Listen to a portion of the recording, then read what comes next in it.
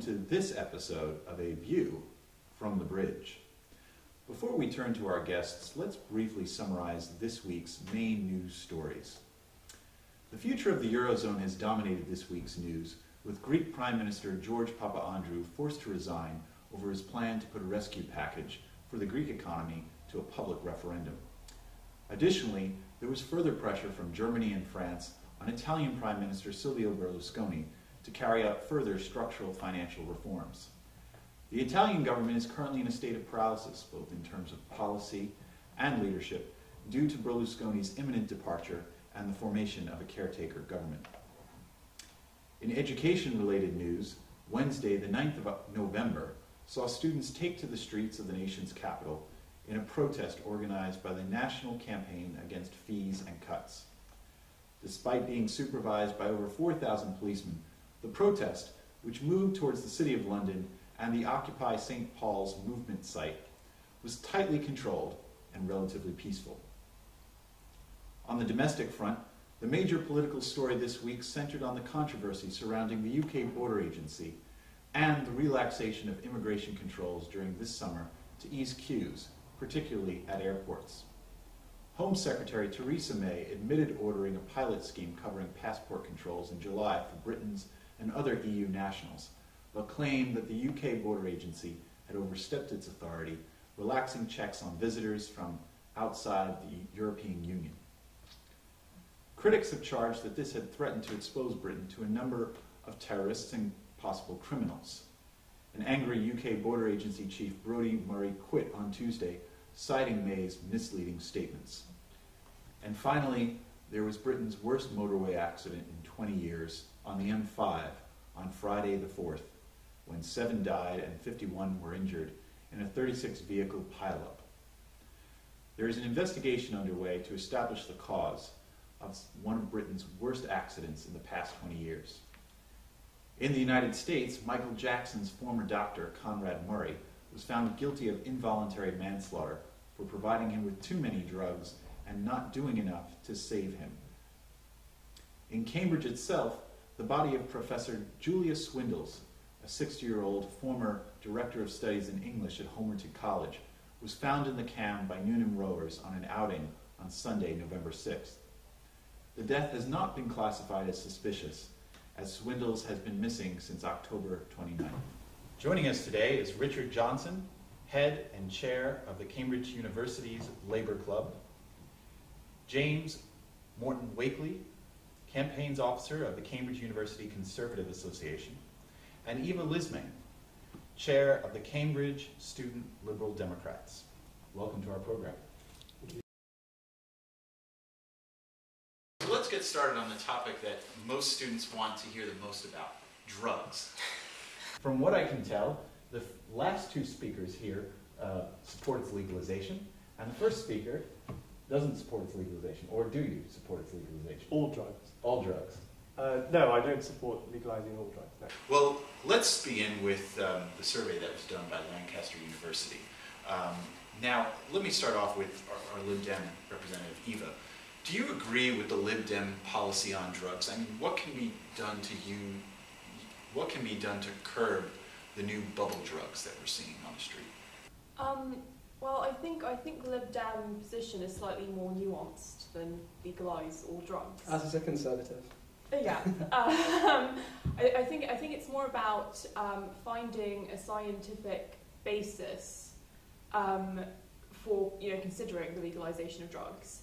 And looking at which drugs cause the least amount of harm, maybe comparably to tobacco and alcohol, and then making a decision from that. One of the main ways of controlling drug usage and actually making it safer for individuals and communities, I think, is legalisation, because the government can then tax drugs.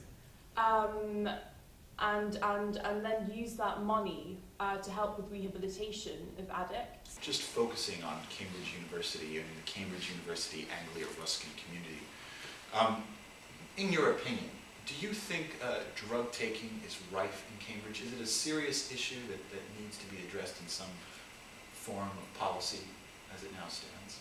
I mean, I would say that, you know, every university is going to have its drug issues, and I certainly think Cambridge isn't, you know, without them. And so it would be wrong to say that, you know, it's not a serious issue, because I think drugs are serious, whether it's, you know, a small proportion of people who are taking them or a large proportion of people taking them.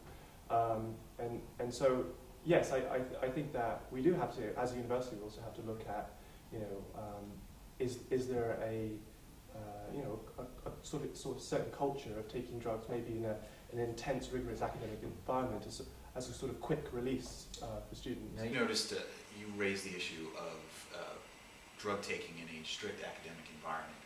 As you know, Downing College recently issued a stern warning to students about drinking and drugs in general. Do you think that this is something that the university officials should be engaged in, and do you think that this addresses the drug problem adequately? I mean, what really can be done going forward?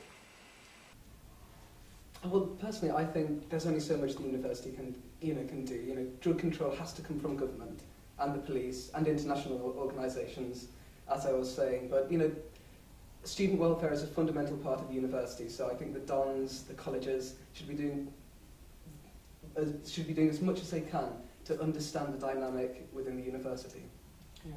Eva, taking on the approach of lib-dem policy, which is, you know, to make a distinction between different types of drugs.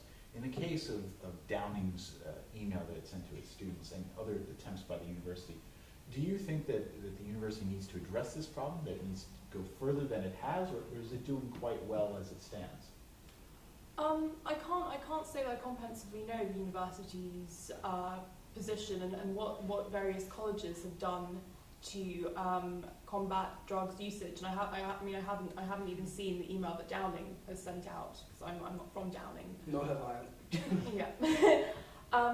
But I mean, I don't necessarily think that it's the university's responsibility to be telling students whether they should take drugs or not. I mean, I don't think that's a problem that rests on the shoulders of the university.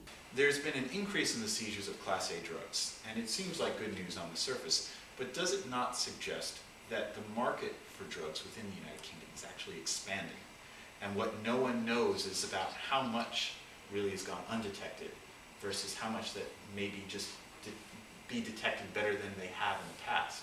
Can you comment on that generally, Richard? Yeah, I mean, I would say the headline that we saw this week about the number of drugs seizures increasing is somewhat misleading, actually. I mean, there are two bits to it that some of the stories haven't covered, and one of them is that a large proportion of that spike was from a single seizure from a yacht off Southampton, where I think it was something like 1.2 tons of drugs were seized from this yacht. So there is that, you know, that sort of inflationary number. I think what you raise about the issue about drugs, you know, the trafficking for drugs seems to be on the rise is probably accurate. I think, you know, I've seen reports that, you know, a lot of people who are involved in drug regulation do predict that this is going to increase, and actually they say sort of around Christmas time is actually when a lot of it happens, as you know, sort of the postal increase goes up, that a lot of people try and get, you know, illicit drugs through that. Now, the National Treatment Agency reported that there are 10,000 fewer heroin and crack addicts than there were 2 years ago.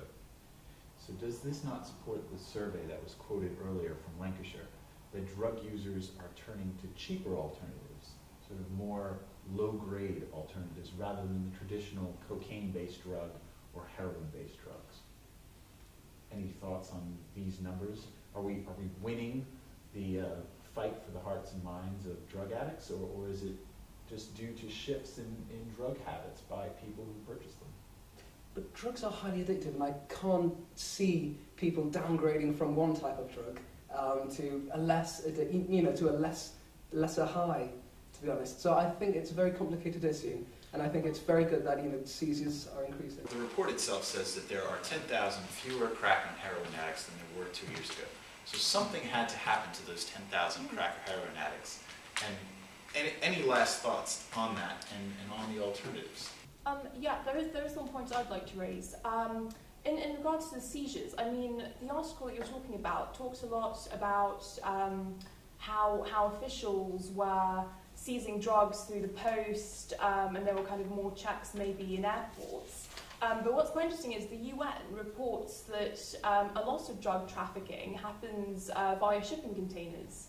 And yet, I think less than 5%, it might be 2% actually, of shipping containers are checked every single year worldwide. And so perhaps the UK can do something to change that. Obviously, involve a lot of money to do that. With the UK Border Agency its funding being cut, and several thousand